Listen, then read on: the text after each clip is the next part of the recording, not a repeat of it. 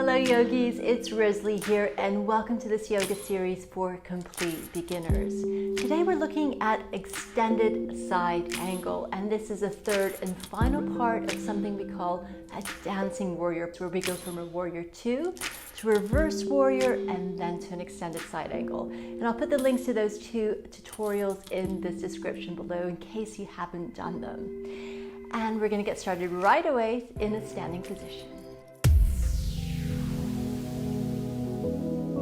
So once again, we're going to meet in a warrior 2. So take a really nice big step backwards and make sure the toes of the front foot are facing towards the front.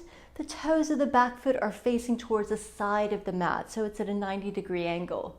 And have a peek at the heel of the front foot and make sure it's aligned to the arch of the back foot. We're going to bring our hands to our hips, make sure the hips are facing towards the side, and then bend that front knee. So from here, we're going to take our forearm towards that's on the front, and we're just going to drop it here on the front knee. Now, I want you to make sure you're not dumping all your weight down, so your body's still really lifted. And I'd like you to press into the outer edge of the back foot.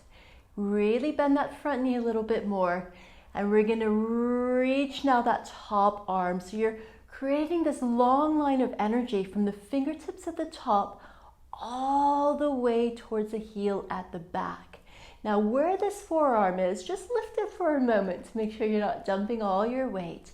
This is a modification of extended side angle. You can work up to having that hand on the floor, which is how you would traditionally do it on the inside of the foot or the outside. There are different ways. So really reach for the fingers of the arm that's above you and think about spiraling your chest up towards the sky.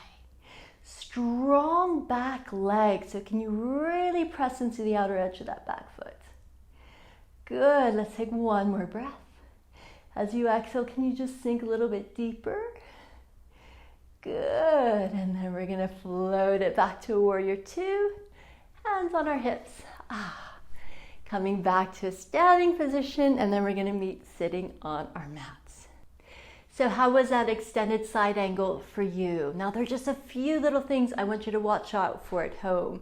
And the first is that you're not starting to come up too much. Make sure that front knee stays really nice and bent while you do this. The second thing to watch out for is that you're not dumping all your weight into that arm that's resting on your knee. So really make sure that you still have a lift through your torso. It's just there as a modification until you start to work up to bringing that hand down onto the mat. You can start to do this with yoga blocks too.